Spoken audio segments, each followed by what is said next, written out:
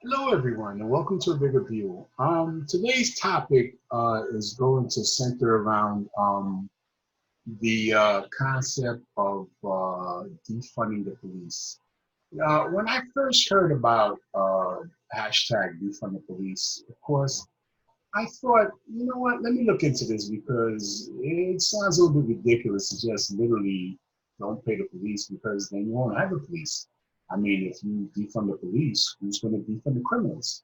So I looked it up, and true enough, it was about taking excessive money from the police so that they're not as militarized and spreading that money through the community, for social changes and, things that could be a bit more preventative to crimes.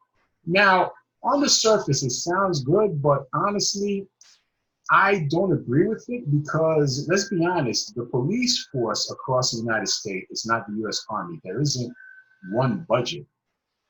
There's multiple municipalities, multiple precincts, and not everyone has the same amount of money. For instance, New York City, basically has a small army, so it has the budget of one. So whereas they have modern equipment and tactical gears and things of that nature, you have other police stations that aren't as small, doesn't bring in that kind of income through taxes and things of that nature. So they're lacking. In fact, they need more money in order to get more investigative type equipment to do their job more efficiently. So to take a broad stroke and figure, okay, like defund the police across the board is a little bit ridiculous, to be honest with you. I'm gonna get to what I feel should be the solution for what's going on with the police, but I don't agree with defunding it. And another reason I don't agree with defunding it, this concept of take money from the police and spread it to other social programs. Listen, one thing this whole COVID thing has shown me is the government has money because they was literally able to pull out trillions of dollars out of their ass in order to prop up businesses without any issues. So all this talk about like, where we're going to get the money from, how we're going to pay for it, that's just smoke and mirrors. So they have enough money to fund the same things that people want to take money from the police in order to fund. Leave the money in the hand of police. What the police needs isn't to be defund.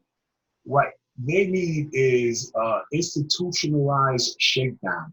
Let's try to break that blue wall of silence because it's really the blue wall of silence that's causing all these things because you do have a lot of good cops. And I'm going to read you a story about one particular good cop. And the good cops are overshadowed by the bad cops. And I know one of the arguments I always hear is, if there's so many good cops, how come nobody is reporting the bad cops? Well, that goes to that whole blue wall of silence thing I was talking about. It's a little bit harder for the good cops to do the right thing because the way the system is set up, and later on in other broadcasts, I'll share stories with you where cops who did the right thing and reported their fellow cops, they got railroaded. Some of them got fired. Some of them got written up for things they didn't do.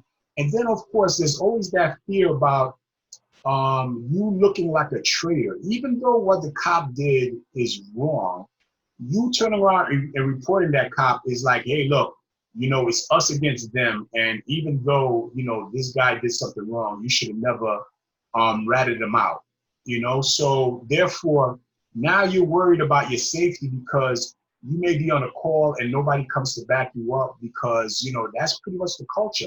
So I think we have to really shake up the culture, make it easier for cops who are good to report the bad ones. Make sure that there aren't any negative repercussions on them. And I think things will straighten themselves out. But as far as like taking money away from the police, listen, like I said, when I heard defund the police, I'm like, it can't be, take all the money from the police because who's going to risk their life for free? And pretty much, like I said, when I researched it, I'm like, okay, I understand the narrative, based on what they said, can be hijacked. And that's another problem I have. A lot of time, we come up with these narratives, right? And these ideas, and they're noble, but because we don't present them correctly, they could be hijacked. Defund the police is one. Another one is Black Lives Matter.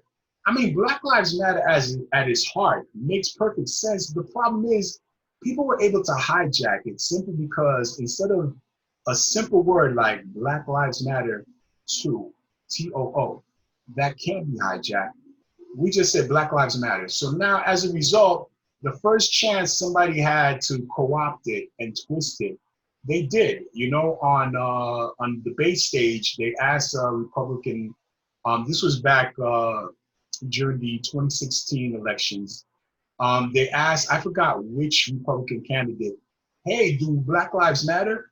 And he was like, all lives matter. And that was it.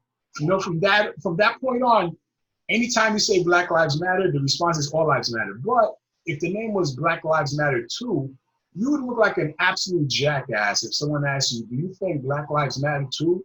Well, all lives matter. Yeah, but does Black Lives Matter too?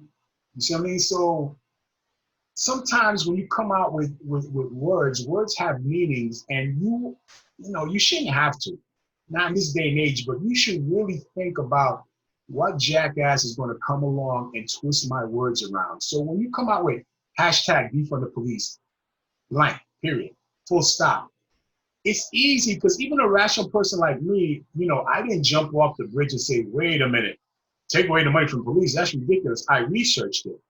But now people are literally thinking, hey, take away money from the police. And it doesn't help when a politician like AOC, Alexandria Ocasio-Cortez, turn around and says, in response to what the New York mayor did by taking a billion from the budget of the NYPD. Defund the police means defund the police, not take $1 billion from it. Alexandria, seriously? Like, do you think people are going to put their lives on the line for free? Because if it's defund point blank, that means no money going to the police. If no money's going to police, who the hell's going to work for free? Seriously. I mean, who's going to go out there and work for free? And then if we don't have a police force, do you really think that we'll be safer? Seriously? Like we have lawlessness now. We have places that are crime-ridden now with the police. Is it miraculously going to get better without the police?